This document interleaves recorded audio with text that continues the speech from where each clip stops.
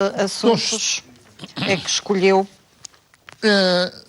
Nós tomamos conhecimento nos últimos dias de uma série de relatórios que dão conta da pobreza efetiva que nós já tínhamos há muito tempo alertado para esse problema social, para esse flagelo social. O mais recente tem a ver com um relatório que dá conta de que a pobreza infantil em Portugal aumenta muito preocupantemente, ou seja, muito mais que aquilo que está a acontecer nos países da União Europeia, ou na média da União Europeia. Ou seja, nós estamos a verificar, tal como era previsível, que é precisamente em tempo de crise esta parcela da população mais jovem, as nossas crianças, os nossos jovens, que são mais fustigados com estas políticas de empobrecimento. E com todas as consequências que aí vêm. Ou seja, podemos estar com esta política a comprometer seriamente uma geração. E isto deve merecer uma forte reflexão por parte de todos os dirigentes políticos, porque estamos a falar de coisas muito sérias, de consequências para a nossa sociedade que vão ter um custo irreparável na própria economia, para não falar nas matérias sociais e que se prendem com os direitos humanos. E se associarmos a este dado da pobreza infantil, que cresce de forma muito preocupante, com os últimos dados, ao relatório também que dá conta de que Portugal tem no índice de desenvolvimento humano efeitos regressivos, coisa que não acontecia desde 1975, desde que há estudos, ou seja, nós temos ao longo dos anos, desde que há democracia, evoluído no que diz respeito ao índice de desenvolvimento humano. Em 2012 estagnou-se e agora em 2011 estagnou-se e em 2012 estamos a regredir. Isto constitui, de facto, uma regressão do ponto de vista civilizacional que deve nos preocupar a todos aqueles que têm responsabilidades políticas, quer no Executivo, quer não, para encontrarmos aqui uma solução, nós estarmos a regredir do ponto de vista civilizacional. É evidente que a crise não justifica tudo, nós temos dito, e é preciso acabar com estas políticas cruéis que estão a flagelar um povo, como nós estamos a verificar, e que, infelizmente, ainda na boca de muitos dirigentes com responsabilidades da governação, da direita, nomeadamente, que é uma política que revela-se insensível em relação a estes problemas, vemos esses dirigentes falarem destes números preocupantes do desemprego e da pobreza com um semblante, com um sorriso praticamente nos lábios, como se estivessem a falar de problemas que não estivessem relacionados com a essência da natureza humana. Também não arrisca nenhum prognóstico em relação às normas, que acredita que aqui vão ser chumbadas também algumas? Bom, essas normas foram suscitadas, a inconstitucionalidade dessas normas foi suscitada pelo próprio Partido Socialista, como todos nós sabemos. Por isso a minha expectativa é que o Tribunal Constitucional declare inconstitucional todas as normas que são inconstitucionais. O Partido Socialista da região... É assim que funciona um Estado de Direito Democrático. Foi tudo ao ar. É assim que funciona um Estado de Direito Democrático. Não, vamos falar de coisas sérias, doutor Silva. Tá bem? Não, se fosse pedir em relação à região não foi sério. Não entra com brincadeiras. Não estou a dizer com isto. Não estou a fazer com uma brincadeira, foi um acórdão recente do Tribunal Constitucional. Não, mas vamos falar da questão que está hoje sobre a mesa e esta semana. Portanto, a expectativa é que o Tribunal Constitucional cumpra com a Constituição da República. E se é inconstitucional, tem de declarar inconstitucional. Porque aquilo que o Dr. Guilherme Silva disse ainda há pouco, de que há excepcionalidades, e é evidente que o Tribunal pode considerar algumas excepcionalidades, mas tem de fundamentar. Claro, não é a fundamentação que foi feita na última declaração de inconstitucionalidade de algumas normas no Orçamento de Estado de 2012, que diz que sim senhor, é inconstitucional, mas é só para este ano, mas para o ano já não pode ser. Ou seja, isto, eu disse na altura, que até muita gente achou que foram palavras exageradas, mas para aquilo que os dirigentes do PSD dizem do Tribunal Constitucional, e até mesmo com as referências de natureza política ou partidária que foram feitas agora pelo deputado Guilherme Silva... Mas são verdadeiras. São verdadeiras. Eu acho que isto são posições, de facto, esquizofrénicas por parte do Tribunal Constitucional, que não dignificam, de facto, aquele órgão de soberania. É preciso que o Tribunal Constitucional faça uma fundamentação se deve excepcionalizar determinadas normas ou determinadas normas da Constituição em relação a determinadas matérias em função da situação do país e fundamentar. Não é estar, de facto, com aquelas decisões que são decisões muito frágeis do ponto de vista da fundamentação jurídica. Inconstitucional para um ano, mas para o ano já não pode ser. E por isso é que o Tribunal Constitucional, neste momento, está sobre a mira de todos os portugueses e agentes políticos em relação àquilo que vão ser as decisões relativamente a estas questões que foram suscitadas quer pelo Presidente da República, quer por outros agentes da inconstitucionalidade do Orçamento de Estado.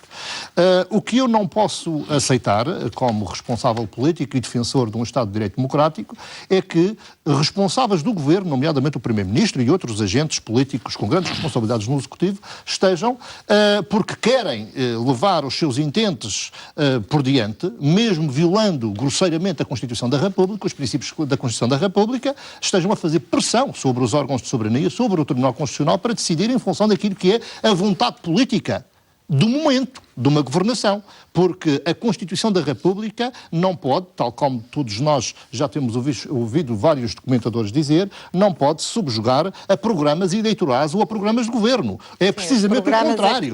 Os programas é que têm de subjugar àquilo que são as orientações de fundo ditadas pela Constituição da República Escreve o que ontem o anterior procurador disse sem dúvida nenhuma, por acaso estava a pensar, quando falei disto, estava exatamente a pensar naquilo que ele disse. Foi uma entrevista, foi um comentário muito interessante e que recomendo. Que entrevista de quem? Foi o convidado do telejornal ontem da RTP. Desculpe interromper, Dr. Mas aqui eu estava a pensar exatamente na declaração de Pinto Monteiro, que foi uma declaração a sua linha de pensamento. Sensata, muito sensata, equilibrada, que eu acho que todos nós deveríamos e procurar beber daquela sabedoria que foi ali dita na declaração por parte de Pinto Monteiro e da experiência que tem relativamente ao funcionamento das estruturas de poder do país.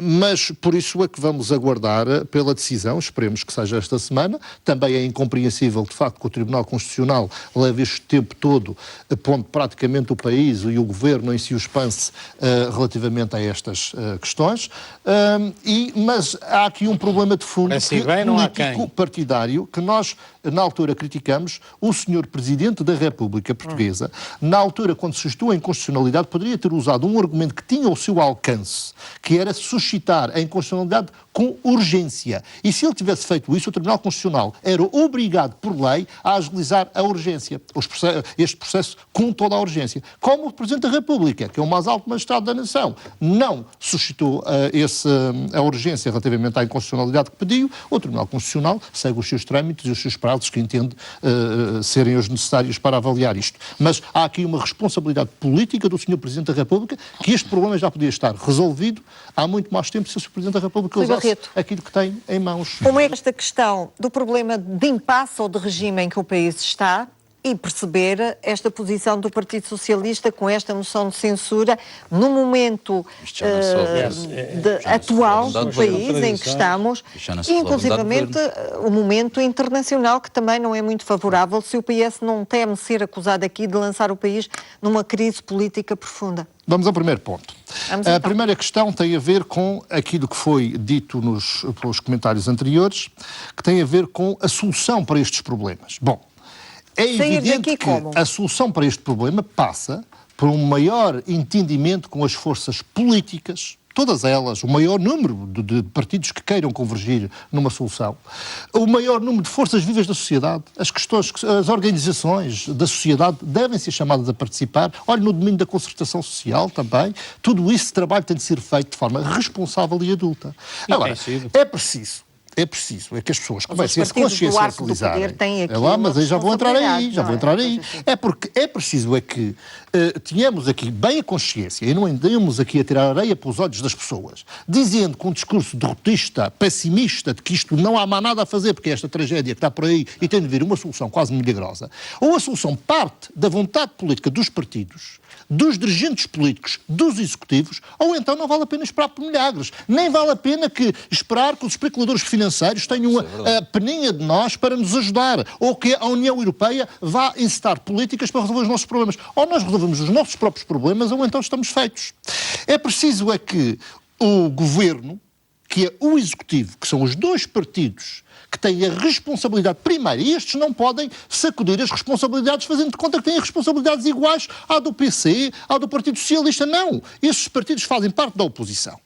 Apresentam propostas, boas ou más, com críticas ou com mais ou menos críticas, isso é da vida política, mas apresentam propostas na Assembleia da República de solução, ideias alternativas. São rejeitadas. São rejeitadas liminarmente. Porquê que não se aproveita? Porquê que não se chama todos estes partidos ou aqueles que queiram contribuir para uma solução, para se sentarem à mesa de negociações, para entrarmos aqui numa plataforma de entendimento e criar aqui um pacto de regime, se quiserem, com forças políticas, com as forças vivas da sociedade, para tirarmos de facto o país deste buraco onde nos estão a enfiar. Mas isso é um pouco contraditório com a claro, nós não podemos. Eu vou usar uma expressão que é muito cara. O doutor Guilherme Silva utiliza muita expressão que tratam às vezes os outros à patada. Não podem estar a tratar à patada como estão a tratar. Ou seja, ignorando o Partido Socialista, o Primeiro-Ministro tem ignorado sistematicamente uma série de sugestões que António José Seguro levou às reuniões que tem mais informais e formais que tem tido regularmente com o Sr. Primeiro-Ministro, ignora liminarmente essas propostas. As propostas que são colocadas na Assembleia da República são até alvo de chacota por parte da maioria, porque não nos querem ouvir. Não querem saber, porque têm uma maioria absoluta e com essa maioria absoluta acham que podem apresentar todas as suas propostas, as suas ideias, que são criticáveis, também criticáveis, mesmo ao arrepio dos princípios constitucionais, mesmo contra os tribunais, como está a acontecer, e acham que com a sua maioria dá para fazer tudo. Só que o problema é que o país está a sentir estes efeitos. Ou seja, está cada vez mais fundo no seu buraco. Podemos encontrar aqui problemas do passado, mas este governo não se pode livrar já de 2 anos de governação. Estar aqui a dizer que isto é só consequências de um memorando da troca que está obrigado e depois cumpre, como todos nós temos ouvido das vozes dos próprios dirigentes do PSD e do CDS, dizerem que eles estão a ir para além do próprio memorando da troika. Então, se tivessem cumprido o memorando da Troika, poderia estar a dar resultados. Estão a querer ser mais papistas que o Papa, estão a querer realmente carregar na dose da austeridade e o problema é este. São estes os resultados que nós temos neste momento. E agora vou à questão da moção de censura e é importante que o Dr. Guilherme Silva disse ainda há pouco disse, possa existir. A contradição, quando o Sr. diz que é necessária essa base alargada... Com certeza que é preciso provocar a reflexão e alertar a população portuguesa. Através de uma moção de censura não há um método, poderia haver outros, como tem havido. O Dr. José Seguro tem dito várias vezes e alertado e criticado esta governação. E isto é uma forma de provocar um debate, de maneira que o Sr. Presidente da República e outras entidades públicas e políticas possam compreender que este rumo não é o rumo certo. Porque, repare, como é que nós podemos estar e vemos pelo discurso dos responsáveis da governação que, de facto, não têm solução, nem têm estratégia, nem têm uma solução para os problemas. Ou melhor, têm uma estratégia. A estratégia é de contentar os mercados financeiros, infelizmente. Mas, repare, todas as previsões que estão a ser apontadas, mas é que nós não podemos estudar a seguir um caminho suicida. Nós estamos à beira do abismo e o que este governo está a dizer, não, vamos para a frente e vamos nos atirar todos do abismo abaixo e morremos todos. Não pode ser isto. Nós temos de encontrar. Repare, quando as previsões do próprio Ministro das Finanças vêm dizer que depois de 2 anos de austeridade que nos levou a um sofrimento atroz e que está-nos a provocar este sofrimento todo, as previsões ainda é para piorar. Ora, como é que nós podemos estar a seguir um caminho em que estamos a prever que ainda vamos nos afundar cada vez mais? O que é que isso não memorando? Temos de mudar. Desculpe, o memorando não está a ser cumprido e os senhores acabaram de dizer não está a ser cumprido.